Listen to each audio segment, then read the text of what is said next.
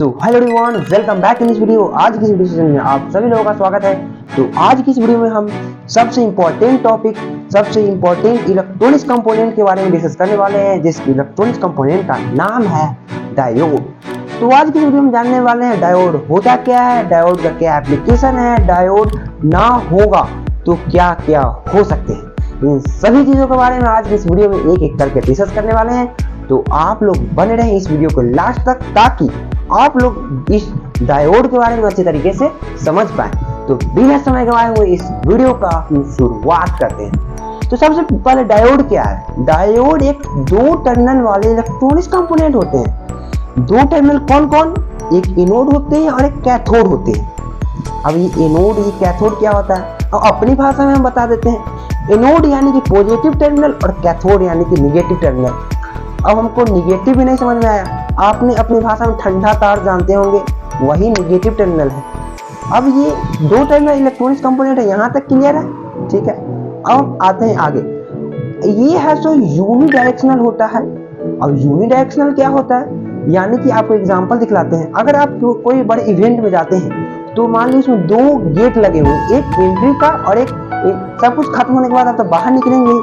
Entry वाले gate से आप बाहर नहीं निकल सकते और बाहर निकलने वाले गेट से आप अंदर यानी नहीं जा सकते। उसी प्रकार से इसमें भी जिस डायरेक्शन से करंट जा रहा है उसके अलावा विपरीत डायरेक्शन में करंट नहीं फ्लो होगा, यानी कि एक ही डायरेक्शन में फ्लो होगा। यानी एनोड से अगर कैथोड की ओर मेरा करंट प्रवाहित हो रहा है तो एनोड से कैथोड की ओर ही होगा, कैथोड से एनोड की ओर कभी नहीं होगा। और हम जानते हैं कि कैसे इसमें करंट का फ्लो होता है।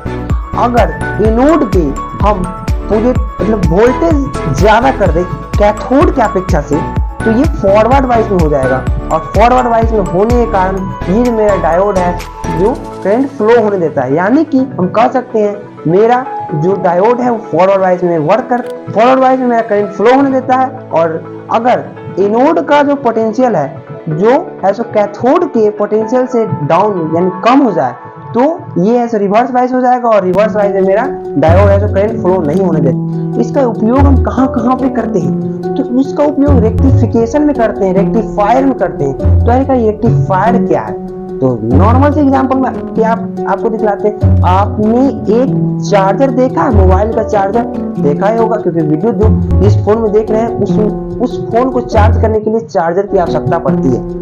तो आप जानते हैं कि हमारे घर में जो पावर सप्लाई आते हैं वो कौन सा होते हैं, एसी सिग्नल होते हैं। लेकिन ये जो मेरा मोबाइल फोन चार्ज होंगे वो डीसी पे चार्ज होंगे, और डीसी पे चार्ज होने के लिए हमें एसी से डीसी में कन्वर्ट करना पड़ेगा। तो एसी से डीसी में कन्वर्ट करने के लिए हमें डायोड की आवश्यकता पड़ती है। तो डायोड कैसे एसी से डीसी में कन्वर्ट करता है, तो शॉर्ट में आपको बता दें, अगर एसी यानी अल्टरनेटिंग करंट में क्या होता है, इसका डायरेक्शन हमेशा बदलते रहता है, और इसी डायरेक्शन को कंट्रोल करने के लिए हम डायोड का यूज करते हैं, क्योंकि ये यूनिडायरेक्शनल डिवाइस होते हैं। अब इसका दूसरा एप्लीकेशन है वोल्टेज रेगुलेटर में। वोल्टेज रेगुलेटर क्या करता है, आप जो पंखा, जो अगर आप फैन चलाते हैं उसका जो वोल्टेज, उसका जो स्पीड हम कंट्रोल करते हैं वो वोल्टेज रेगुलेटर से ही करते हैं, उसका वोल्टेज को कंट्रोल किया जाता है। इसका तीसरा एप्लीकेशन है सिग्नल डिमॉड्यूलेशन में। सिग्नल को डिमॉड्यूलेट करने के लिए मॉड्यूलेट और डिमॉड्यूलेट होता है, तो डिमॉड्यूलेशन में भी इसका यूज किया जाता है, और बहुत सारी जगहों पे इसका यूज किया जाता है। अगर इसका टाइप के बारे में जाने तो इसका टाइप भी होता है, रेक्टिफायर डायोड होता है, एलईडी डायोड होता है, और जीना डायोड होता है, शॉर्टी डायोड होता है। एलईडी यानी कि लाइट इमिटिंग डायोड, यानी कि जिससे लाइट इमिट होता है वो ऐसा डायोड लाइट इमिटिंग डायोड हो गया।